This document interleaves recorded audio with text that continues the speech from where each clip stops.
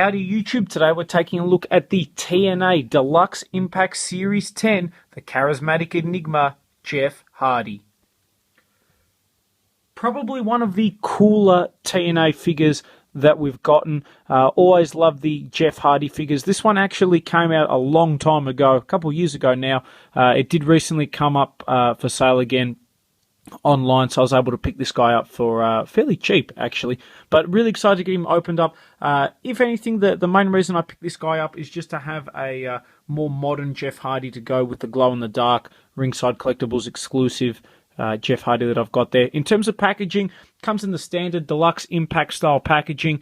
It's a shame TNA aren't doing too well lately from the looks of it. And hopefully it doesn't happen, but all signs are pointing to them going out of business, which is a shame because they've been around for quite a long time, and certainly a lot of good wrestlers there, such as Jeff Hardy, who's from Series 7.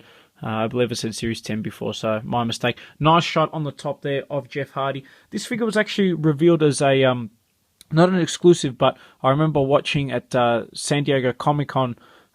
They had Jeff Hardy and they brought in this figure and basically talked about the design on the t-shirt was a painting that Jeff had done, and he allowed TNA to use that for a figure. So I think that's pretty cool. Very excited to get this guy opened up and out of packaging. And taking a look on the back, we see the other figures in the set, of course, are James Storm, Velvet Sky, Mr. Anderson, Jeff Hardy, and Bobby Roode. Decent figure lineup, actually. It's very interesting that I guess it reflects the current state of TNA. Lately, instead of releasing a few figures in a wave, they've only been releasing 2. And the biggest problem with Jakks is just the distribution time. It takes so long to get figures. We had, earlier at the start of the year or end of last year, the TNA figures, and it's been, a good 6 months more, and we haven't had any new TNA figures. And the last wave only had 2. Had Mr. Anderson and another one of the women wrestlers there. I forget who it might have been, actually, another Velvet Sky. And that's it, so it's a bit of a shame, but still really excited to get this guy opened up because he looks like a really, really awesome figure. Okay, and here we have Jeff Hardy opened up and out of packaging. Honestly, he's probably my favourite Jeff Hardy figure. He does have quite a few flaws, though. I'll bring it forward so you guys can take a look at the face. I think it's a pretty cool-looking Jeff Hardy face. Sadly, the head really doesn't bend up much. It is on a ball joint, but it is stuck in this angling down position. Looks a little bit like heel Jeff Hardy when he was part of Immortal, but then again I could be wrong.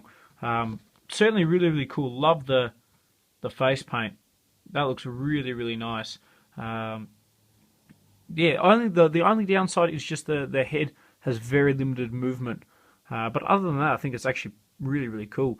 Moving down, you see obviously the nice detail on the shirt. What's it say down there? 2008, Jeff Hardy, Beastraction. Yeah, definitely Beastraction. So that's the name, obviously, of the painting. Pretty cool design, actually. Like for a figure T-shirt, I think that's pretty cool. I'm a big fan of that, actually. And then moving down, obviously you see the tattoos on his hand there. I don't know what the heck those tattoos are, but I guess that's what happens when you do a fair bit of drugs like Jeff Hardy's known for. So otherwise, pretty cool. Really love the green. It's that metallic-y green. He's got the trademark purple shoes. Pretty solid figure. Really, really nice. Okay, now in terms of articulation, he's got the standard TNA Deluxe style articulation, and that means he's got a ball-jointed head, ball-jointed arms, which are very stiff, swivel in the bicep, bend at the elbow, swivel in the wrist. He's got the ab crunch, swivel waist. Now the legs I have a few problems with, and I'll show you guys in a minute, but ball-jointed legs, swivel in the thigh, double bend at the knee, and then ball-jointed ankle. So a great range of articulation, but how they've sculpted it, I'm not sure if you can see. There's a heap of weight on the front of the figure and not a lot on the back, which means he doesn't stand. So he has quite quite a bit of trouble actually standing up, which is a real shame. Now, it's not just this guy that has the trouble standing. The glow-in-the-dark Jeff Hardy also has the same trouble. You can see, obviously, the difference really in figures. Both are fantastic. If you get a chance, I think either one of these is well worth picking up. The glow-in-the-dark one's awesome. That's like a really, really epically cool Jeff Hardy figure, very old school. And then this newer Jeff Hardy is pretty awesome as well. It's going to be interesting to see what happens to him. I know he did break his leg at TNA, and he's been off TV for a little while. So if he's going to go to, whether it be Ring of Honor, I don't think he'll go to Lucha Underground. I don't think he'll go back to WWE, although that would be awesome, because hopefully we'll get some more Mattel figures. This is probably the best Jeff Hardy figure of the lot, the Mattel unreleased prototype Jeff Hardy. That is a really, really epically awesome figure. But yeah, I don't know. He might go to Global Force Wrestling if TNA goes bust. I'm not sure. But grab this guy while you can, because prices on eBay are starting to go up. And he's a really, really awesome figure. I actually am very impressed.